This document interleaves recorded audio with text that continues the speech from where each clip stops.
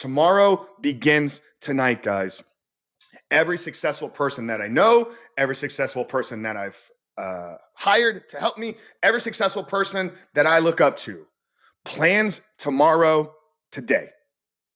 Meaning they don't go to bed at night without knowing exactly what it is they're going to do and how doing those things moves them closer to their goals.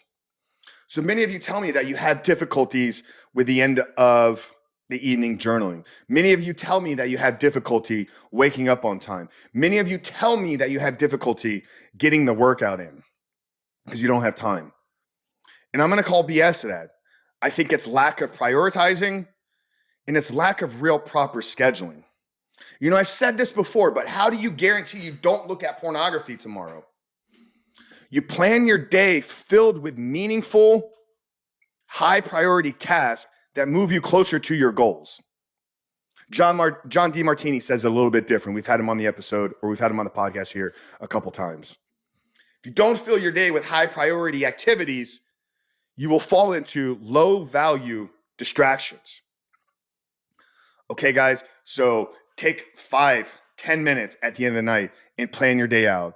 And in fact, I'm going to walk you through a framework of how setting today up or setting tomorrow up tonight should look.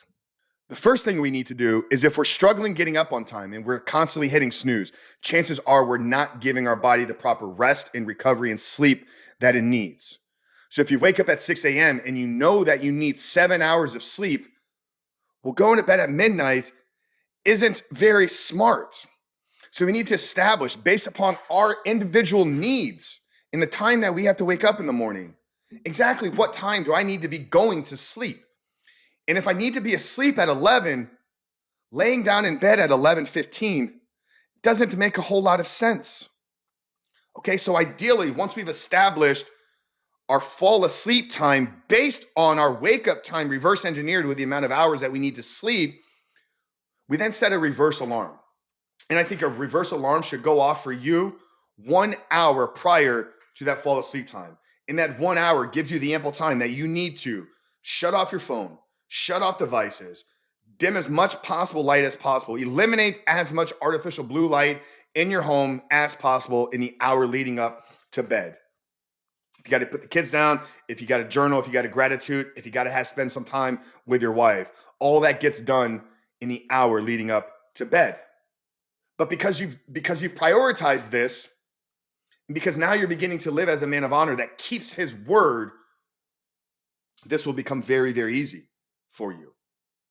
And when you get in this habit, when you get in this routine, the mindless scrolling, okay, the oops, I don't know how I ended up scrolling TikTok for 2 hours when I was supposed to be sleeping. Or oops, I stumbled across some pornography when I was laying there in bed when I should have been sleeping. We eliminate the possibility of any of that happening. It's a boundary that we need to be able to put in place for ourselves. So guys, if you can begin to practice this out and you can begin to understand that your success tomorrow starts today and begin to actually take ownership of that, this will change your life.